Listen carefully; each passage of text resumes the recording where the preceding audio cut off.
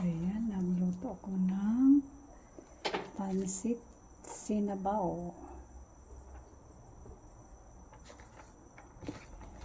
Ito yung ulam namin sa hapunan. Masabaw ang ating pansit ngayon. Nilagyan ko lang ng konting pork. Ayan na.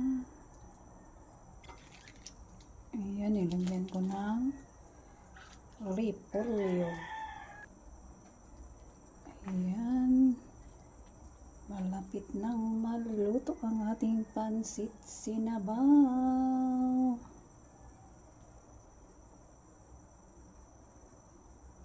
Nagluto ng maaga si Inday.